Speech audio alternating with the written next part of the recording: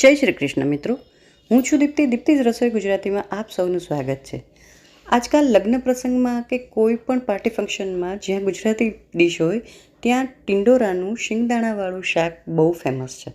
મને એકલા ટિંડોરા નથી ગમતા એટલે મેં બટેટા એડ કર્યા છે. ચાલો કેવી રીતે બનાવે છે એ જોઈ લઈએ. બધી ટિપ્સ એન્ડ ટ્રિપ્સ આપતી રહીશ, જોતા રહેજો. તદ્દન એવું જ શાક બનશે.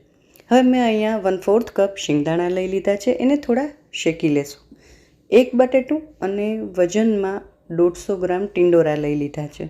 ટિંડોરાને સરસ ધોઈ લેવાના છે, બટેટાની છાલ ઉતારી લેવાની છે અને થોડી જાડી એવી ચિપ્સમાં આપણે કટ કરીશું.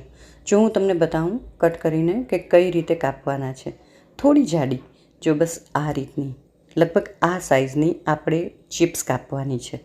બટેટાની ચિપ્સ કરી લઈશ. એ પછી ટિંડોરા સમારવાના છે. સેમ એવી રીતે ઉપર નીચેનું ડીટીયું કાઢી અને ખાલી 4 પાર્ટ એક ટિંડોરામાંથી કરવાના છે.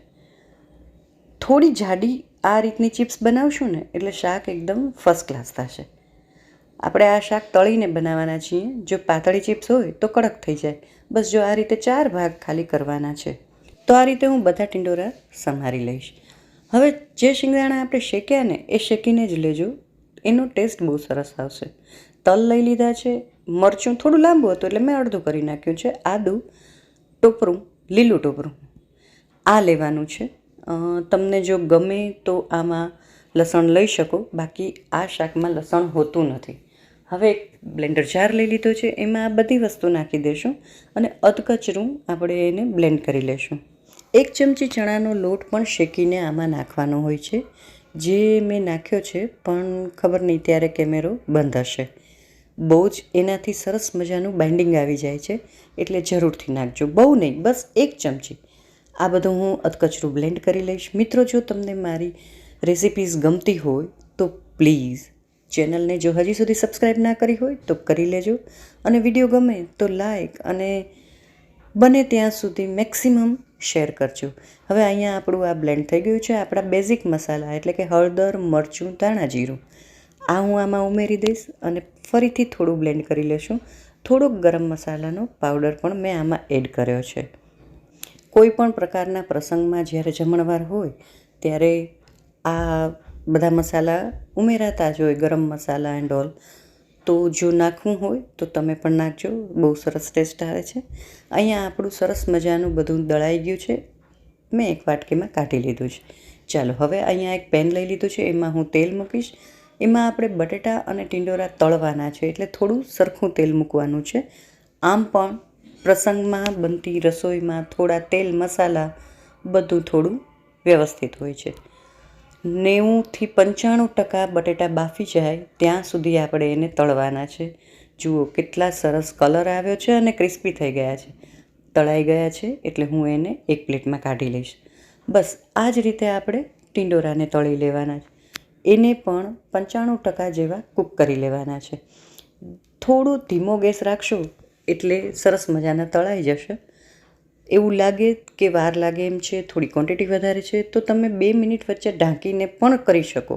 મિત્રો, આ રિક્વેસ્ટેડ વિડીયો હતો. તમને પણ કોઈ પણ રેસીપી જોવી હોય તો તમે મને કમેન્ટ સેક્શનમાં કહી શકો કે નેક્સ્ટ રેસીપી આ બનાવજો. હું બને ત્યાં સુધી બનાવવાની ટ્રાય કરીશ. જો અહીંયા આપણા ટિંડોરા પાકી ગયા છે, તો એને પણ હું હવે એક પ્લેટમાં કાઢી લઈશ. મારો ઉત્સાહ જળવાઈ રહે એના માટે ફરીને કહીશ કે પ્લીઝ લાઈક, કમેન્ટ કરતા રહેજો. મને તમારા માટે રેસીપી લઈ આવવી ગમશે. હવે જે તેલ બચ્યું છે એમાં જ આપણે વઘાર કરવાનો છે. તો થોડું જીરું લઈ લીધું છે. જીરું સહેજ સંતળાઈ જાય એટલે આપણે એમાં હિંગ નાખી દઈશું. બસ હવે જે બનાવ્યો છે ને મસાલો એ નાખી દઈશું. મસાલાને પણ થોડો સાંતળવાનો છે. 1 ચમચી શેકેલો ચણાનો લોટ ભૂલતા નહીં હો, આમાં મારે દેખાડવાનો રહી ગયો છે, તમે ના ભૂલતા. હવે તમને યાદ હોય તો હજી સુધી આપણે ક્યાંય મીઠું ઉમેર્યું નથી, તો સ્વાદ પ્રમાણે મીઠું ઉમેરી દઈશું. અને આપણે રહ્યા ગુજરાતી, તો ગળચટ્ટું થોડુંક ગમે એટલે આમાં હું 1 ચમચી જેટલી ખાંડ નાખી દઈશ. તમને ગમે તો નાખવી, નહીંતર ઉમેરવી ફરજિયાત નથી. હવે ખાંડ થોડી ઓગળે, કેરેમલાઇઝ થશે એટલે તમને એનો ટેસ્ટ મજા આવશે. તો એ થોડીવાર સાંતળી મસાલો અને પછી આપણા તળેલા જે બટેટા અને ટિંડોરા છે ને એ નાખી દઈશું. હવે અત્યારે આ ટિંડોરા અને બટેટામાં કોઈ ટેસ્ટ નથી, ખાલી આપણે એને તળ્યા જ છે. તો આ મસાલો એની ઉપર સરસ મજાનો કોટ થઈ જાય ત્યાં સુધી આપણે એને મિક્સ કરવાનું છે. ઢાંકી અને 2 મિનિટ આપણે એને પકાવવાનું છે. લીંબુ નાખી દઈશ એટલે ગળાશ ખટાશવાળું આ શાક તૈયાર થશે. 2 થી 3 મિનિટ એને ઢાંકશો ને એટલે એમાં વરાળ થશે અને જે ચણાનો લોટ ને એ બધું છે ને મસાલો એ એમાં મર્જ થઈ જશે. સરસ મજાનું બાઇન્ડિંગ આવી જશે. તો જો આપણું અહીંયા ટિંડોરા બટેટાનું શાક રેડી છે.